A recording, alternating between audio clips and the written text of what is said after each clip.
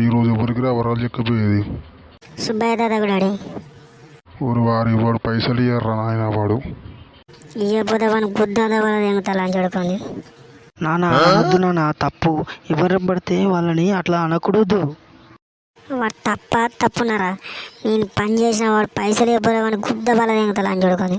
అసలే నీకు కొత్త మరి ఓడిపోయి మడిపో ఊరికి వాడు నరేష్ గాడు సురేష్ గాడు వాళ్ళు ఇప్పటికి పోయేటోళ్ళు వింటానవా? ఏంటా డాడీ నీ అవ్వ మనకేంది డాడీ, కింగ్ మన వరం చెక్కను కూల తెంగుతా వరాన్ని.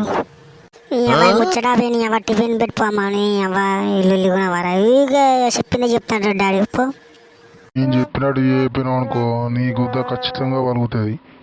నీ గుద్ద నువ్వే వలదేనుకుంటావు బాడుకోవు చెప్పి నేను చేయలేదా? నేను సుల్లిగా అన్నాడు కాసా నాన్న చెప్పినట్టు కూడా వినొచ్చు కదరా. నేను ఎవరు చెప్పింది వినను, నా మాట వేదం.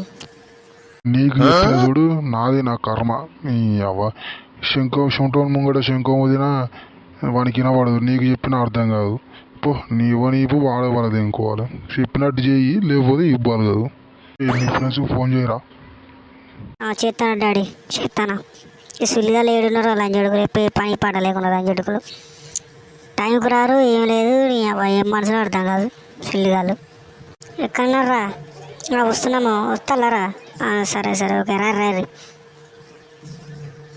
అరే మామ మేము వచ్చినాంరా, రెడీ అయినాంరా, టిఫిన్ పట్టుకున్నాం, వాడు నేను పార పట్టుకున్నాం, ఇక పోదామరా మామ.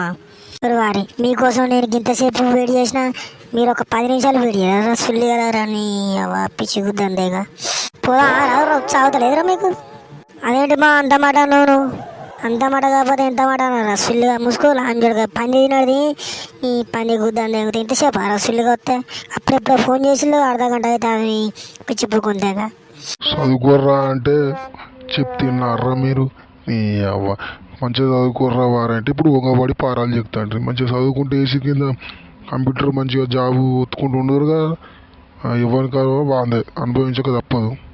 ఏం చేద్దాం కర్మ మనది, ఏం చేస్తాం? ఈ అవ్వాలి గుద్దనమాట.